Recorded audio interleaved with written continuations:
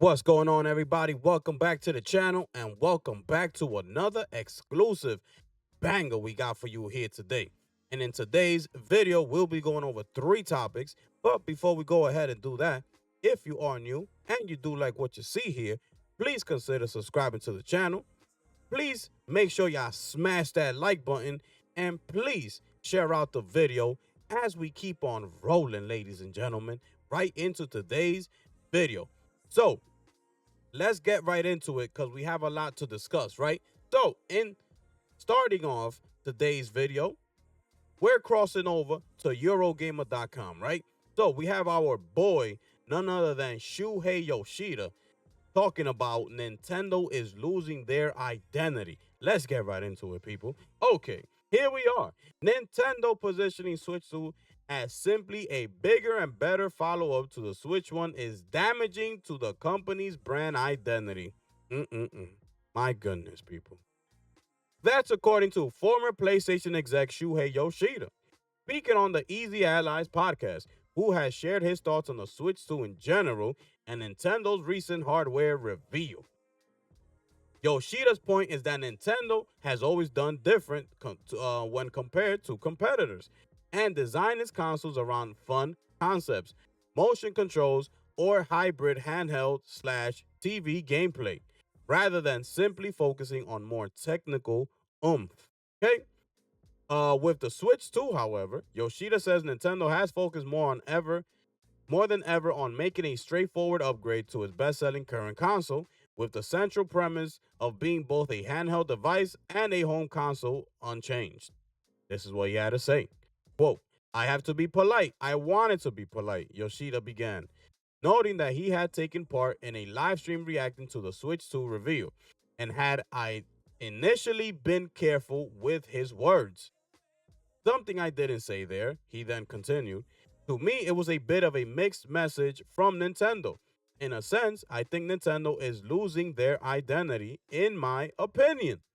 For me, they're always about creating some new experience, like designing hardware and games together to create some new experience.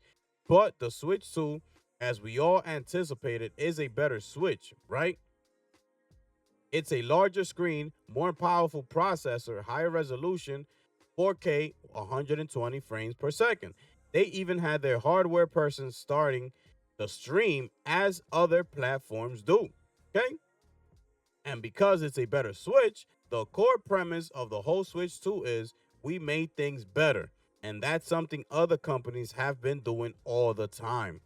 Yoshida acted coolly to the third-party games show running on the Switch 2, also noting that while many were popular, such as Cyberpunk 2077 or Elden Ring, there were also pre-existing games from the past console generation.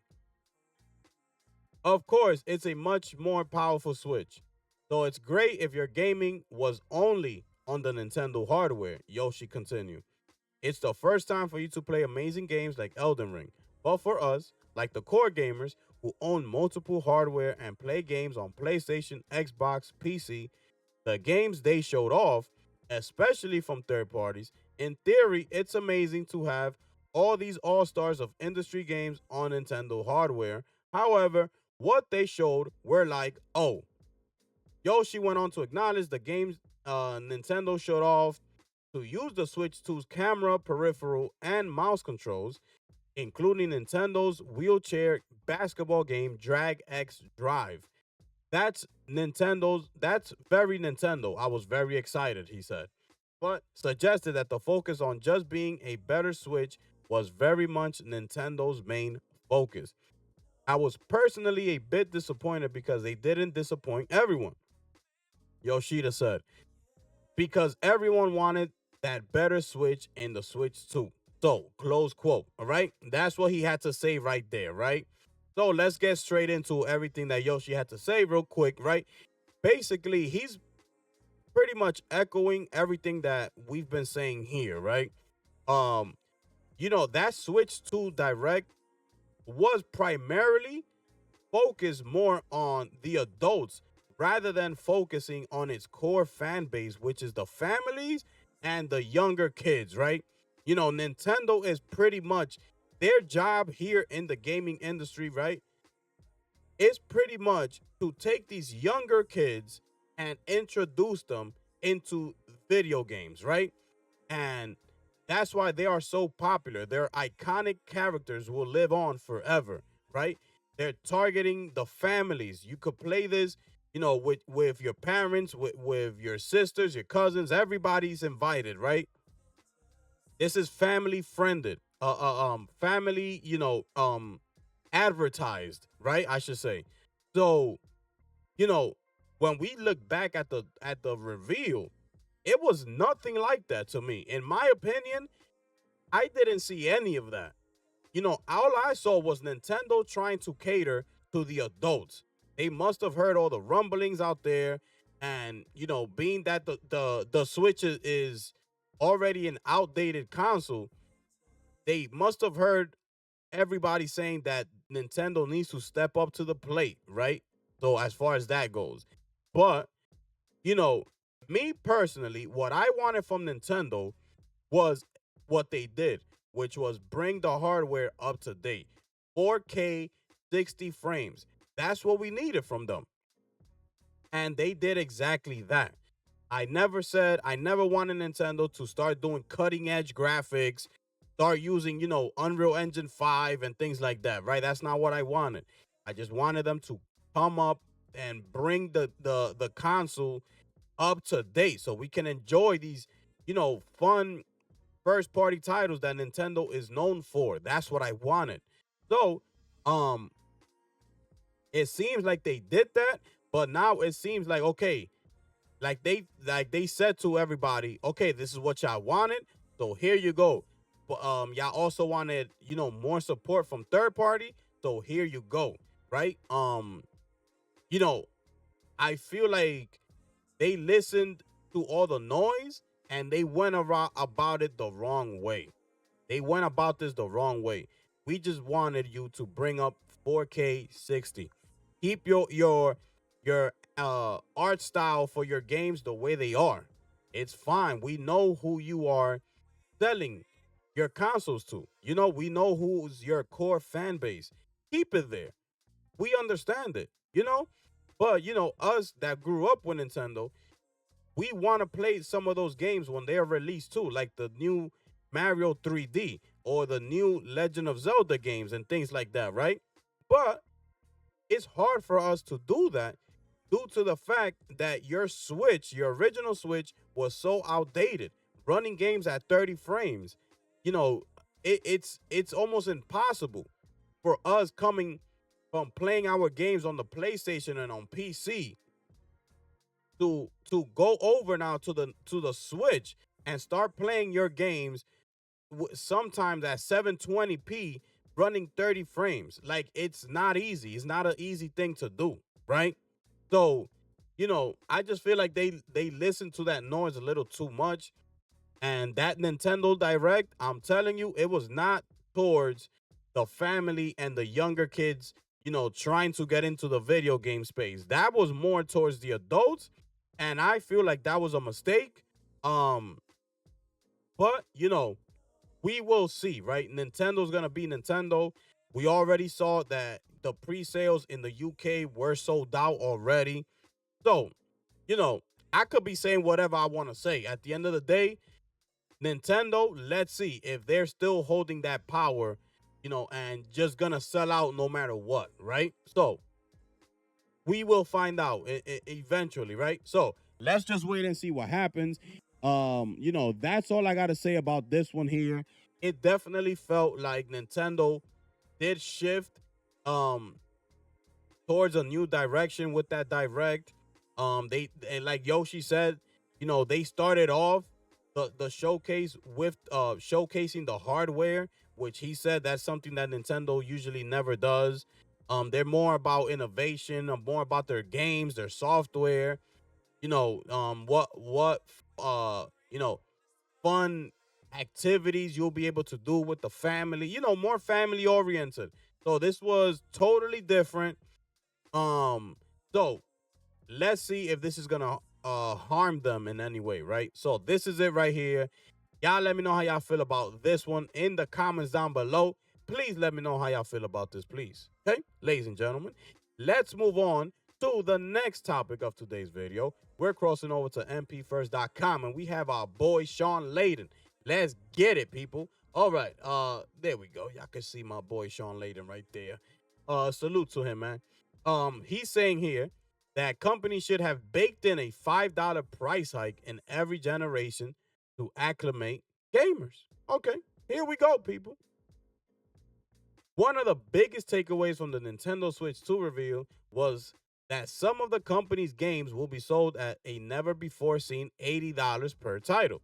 Needless to say, this has become a hot topic among gamers, and rightfully so, given that we just experienced a new normal of a $10 added per game when the PS5 and Xbox Series X and S were introduced.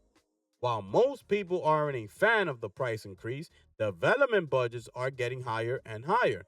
One person who understands the situation is former PlayStation CEO Sean Layden, who weighed in on the gaming price hike. Okay, so let's hear what our boy Sean had to say.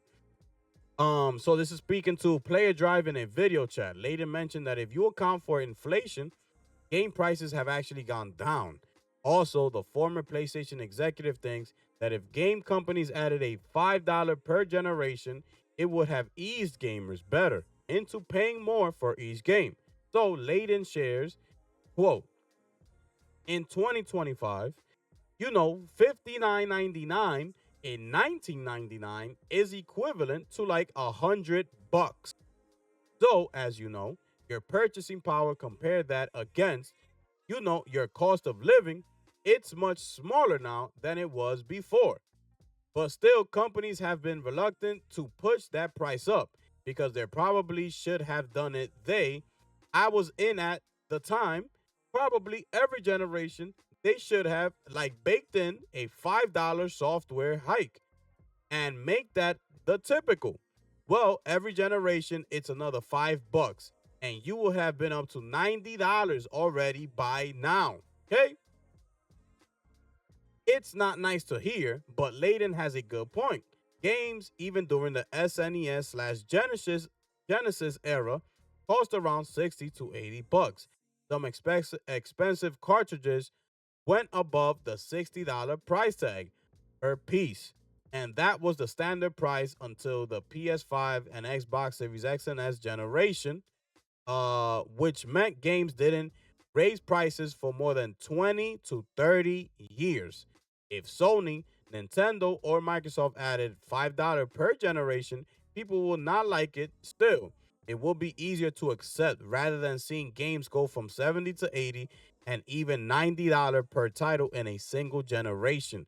If Nintendo releases more games priced at $80, what's stopping Take-Two from selling Grand Theft Auto 6 at $90 or even $100? I shudder at the thought of that happening, though it seems like that's the future we're getting regardless of whether we like it or not. So that's it right there, right? That's the article. That's what Sean Layden had to say. Um, you know, and this is everything. Pay attention, because this is Sean Layden talking now, right? I know a lot of y'all have been hearing the noise out there talking about don't listen to people when they start bringing up, what games cost back in the days compared to what they cost now. Like it's irrelevant and things like that.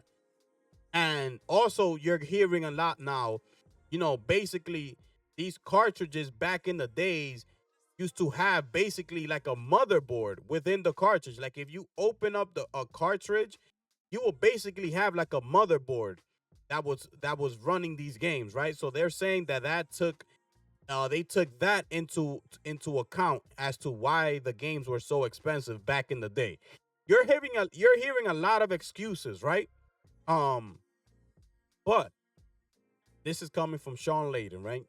He's saying everything I've been saying all along. I've been bringing you, which I am going to leave the link in the description. There's a video I made a couple months back as like mentioning, is video games as a hobby really that expensive, right? And I made a video and I brought you a couple different,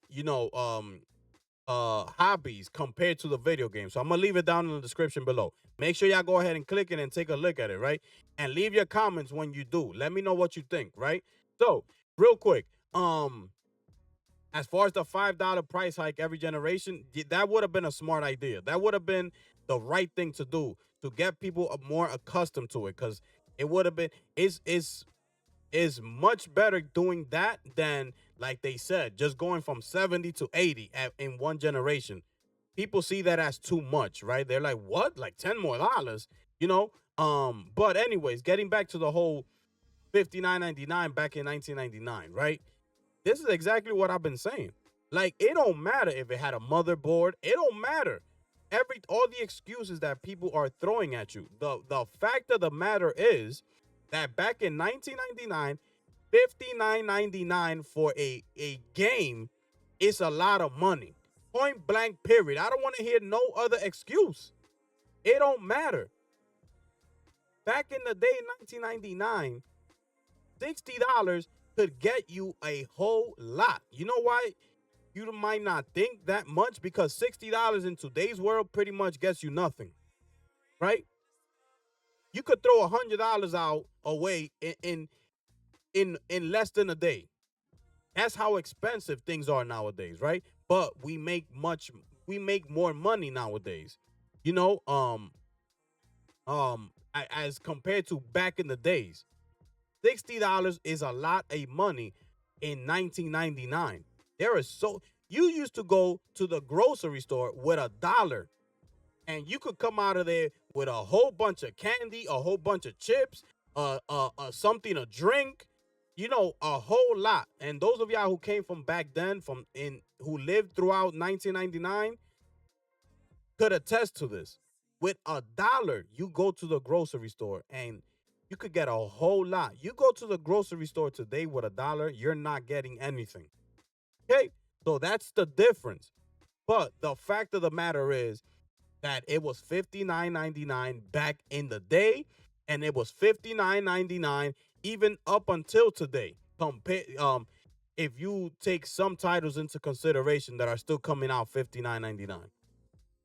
So you go back 20, 30 years ago, and it was the same price. So I'm right on board with what he had to say. They should have done it with the $5 price every generation, and people would have felt a lot better, right? When it came to increasing, these prices for these video games. And, like he said, these games we should have been paying $90 by now if we go by inflation, right? But people complain all the time about anything that happens. They just want to complain. They want everything for free. These free-to-play games. We want them for free. We don't want to pay. But how could you expect these people, especially when they mention the cost of these bigger AAA titles, they're costing a lot more, right? You want better hardware. You want better games. You want better equipment. All right. But you want to keep paying the same price you did 20, 30 years ago. It don't work like that. These people are putting more, like the PS5 Pro, it has better technology, right? PSSR. People complain that it was $700, but you're getting a much better piece of hardware that you're going to be able to enjoy your games, your favorite hobby, right? Way better than you used to in the past. And due to the fact that these newer games, AAA, UE5, giving a bunch of problems out here, they're much bigger, right? It's taking a toll, especially when you're a console gamer. It's taking a toll on these consoles. So what do? They bring out a PS5 Pro, much better hardware, PSSR, run these games a whole lot better, and they price it at $700, and people still complain. I don't understand, honestly. People need to get over it. A point blank period. Excuse me. Find another hobby. If it's bothering you that much, The way this is going, you're gonna have to find yourself another hobby because you're just gonna keep on complaining and complaining because it's not coming back down. It's only gonna go up from here. Y'all want better games? Expect to pay more money. Point blank, period. And that's it, right? So, shout outs to Sean Layden, man. Thank you for saying that. I'm right on the money. He's right on the money with that, and I'm on board with everything he had to say here, right? Um, Let me know how y'all feel about this down below in the comment section. We're gonna keep it moving now to the final topic of today's video, people. We're crossing over to psu.com, and y'all saw the title, y'all saw the thumbnail. We officially made it here, people. So here we are. The Elder Scrolls IV Oblivion remastered images leak and confirms a PS5 release and digital deluxe edition, people. Let's get right into it. Images of the Elder Scrolls IV Oblivion remaster have surfaced online after leaking from a website of Virtuos, which confirms the game is set to launch on PS5, PC, and Xbox Series X and S. What's more, a digital deluxe version of the Oblivion remastered has also been confirmed in the leak. The screenshots include a comparison between the original 2006 version of the fantasy RPG and the remaster, which you can check out in the Reset Era thread here. As for the digital deluxe edition, this features additional weapons and horse armor. The latter, no doubt, cheeky wink to the notorious DLC that hit the original version that later became an internet meme in its own right. Rumors about the Elder Scrolls IV Oblivion remake, as it was referred to as, have been doing the rounds for months now.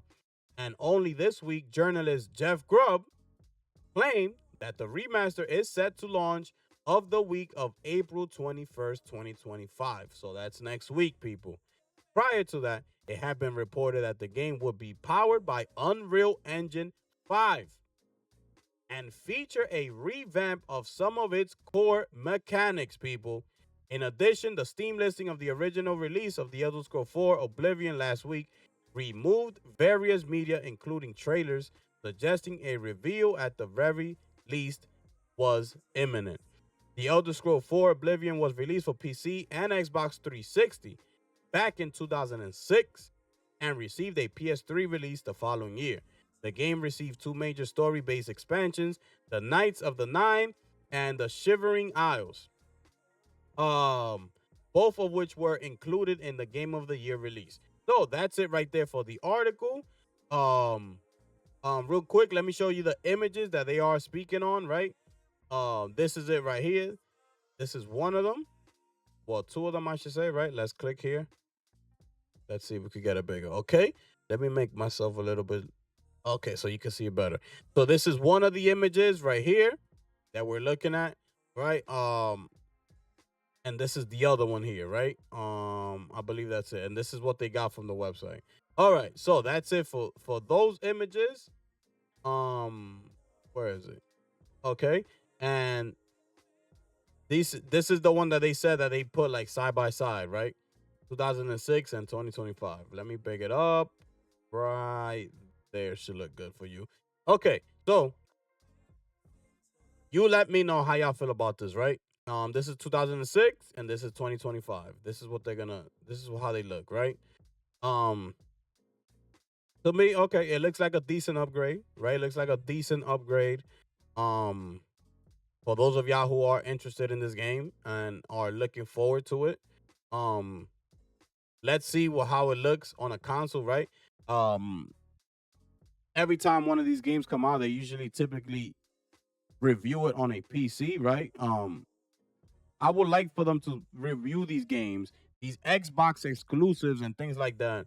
Review them on the Xbox. We all know how they're gonna look on a PC. A PC, especially if you have a powerful rig, we all know how they're gonna look. They're gonna look beautiful. That's what PC does, you know. But most people are still on console. Review it on a console. You have your Xbox Series X, okay? We would like to see that, all right? So those are the images right there. Real quick, I'm not excited for this. I'm not an Oblivion gamer, so I'm not gonna be playing this game. But I know a lot of people will be, right? So Be on the lookout. That's April 21st. So that's next week. And that's according to your boy Jeff Grubb. Okay. Also, the main thing here, right, that I said on the title, it's a major issue. It's this right here. Okay. It is powered now by Unreal Engine 5. Remember, I kept telling y'all, and I keep on saying that get ready. Most of these developers are going to start switching to Unreal Engine 5 as you know, the engine that they're choosing to run with because it's multi-platform. You know, it's just easy access, right? Instead of using their own engine and having to work around the engine to be able to port the games to different platforms and things like that, right? Might as well just use the default, which is Unreal Engine, right? So this is just another example. Here we are. Here comes Oblivion using Unreal Engine 5. And why is it the major issue? Oblivion is one of those games that the modding community um was huge on, right? At its peak, it was up there with Skyrim and it was going crazy, right? You know, it's all about the mods on PC and things like that, right? So, switching to Unreal Engine 5 will make it that much more difficult, right? This is a thing I had over on Google, right? So I asked it, will the modding community be upset being that they switching to Unreal Engine 5? And it says here, yes, that there's a strong possibility the modding community will be upset if the Oblivion remaster built on Unreal Engine 5 doesn't support mods or if existing mods are not compatible. Okay? Many modders heavily rely on modding for Oblivion, and a loss of mod support could significantly diminish the game's appeal. So pay close attention. If you are looking, you know, to playing this game, you were looking forward to this. This should be news to you, right? Um, Lack of mod support with Unreal Engine. The most significant concern is that the Unreal Engine 5 implementation might not allow for the same level of modding as the original Gabriel engine. Incompatibility with existing mods. Even if modding is supported, there could be issues that with compatibility between the new engine and older mods, potentially rendering them unusable.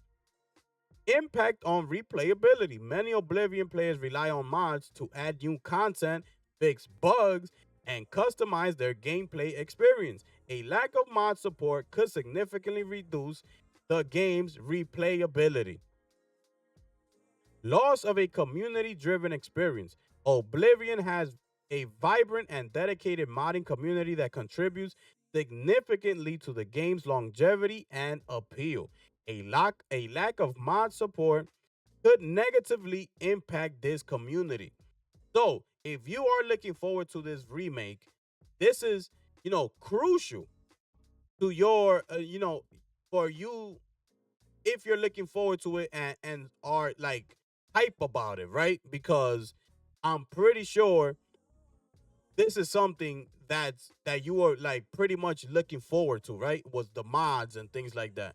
So, do you find an issue with this, right? Do you like this move that they're switching now to Unreal Engine 5, right? Instead of using the Gabriel engine. Um Also, okay? Also, we looked at the Unreal Engine 5, right? Let's cross over here, and this is something else that I got for you, right? Is the Unreal Engine 5 more difficult to run mods on, right? And it says here, yes, right? Modding is likely to be more difficult in a game using Unreal Engine 5 than than in a game using the Gabriel engine, especially for advanced mods that rely on script extensions. While UE5 allows for a robust modding community, its more complex structure and different architecture may present challenges for some modders accustomed to the Gabriel's engine simpler modding environment. Okay, that's another issue, right? It's the engine. So, engine specific differences. UE5 is a modern engine with different tools, scripting languages, and architecture compared to Gabriel. This can make it harder for modders experienced with Gamebryo to adapt and create mods, especially if they are looking to modify game mechanics or add new features beyond simple asset replacements. Script extensions. Gamebryo has a well-established ecosystem of script extensions such as the Test for Mod Organizer that makes it easier to perform complex modifications. Implementing a similar system for UE5 might be more challenging. So, mod compatibility. UE5 power games will likely have a different modding structure compared to the Gamebryo, meaning many existing mods for older games won't be directly compatible, which we just went over, and a visual and performance difference. UE5 focuses heavily on visual fidelity and performance, which might require a different approach to modding compared to Gamebryo. Modders might need to adjust their approaches to create mods that don't negatively impact performance. So it's gonna be a lot that goes into this. All right. Those of y'all looking forward to this game, that's why I brought you, you know, um, those two Google searches, right? It was to paint a clear picture for you out there, right? For you modders out there that are excited for this and are looking forward to this remake, right? I brought it for you simply for that reason, so you could be aware of the situation, just in case they don't throw this out there to you and bring it to your attention, right? Know that this is coming UE5, and look at everything I just read to you. All the things you're gonna need to get past, and if you're in the modding community, you know, and we're looking forward to this game. So that's just something to keep in mind. Um, does this create an issue for you? That's what I want to know. Let me know down below in the comments. Does this create an issue for you, and does this make you hesitate to go ahead and purchase, the Oblivion remake and or remaster, right? Let me know how you feel about this down below. Um, um, Remember, I'm gonna leave that video in the description as far as is video games too expensive, right? So make sure you after this y'all go ahead and click that and take a look at that, and also comment and let me know how y'all feel about that, right? In that video. So that's it for this topic right here. Thank y'all so much for taking your time out of your day and being here with me today. It means a lot. Thank you to all the supporters out there, to all the official members of the channel. I appreciate y'all, man. Thank y'all so much. I try to make this video as quickly as possible as I could, but it's just a lot of information that I got to throw in here. But I will be leaving the timestamps down below as usual. Thank y'all so much. And it is your boy, the gifted one here, ladies and gentlemen. And I'm going to catch y'all on the next one. I'm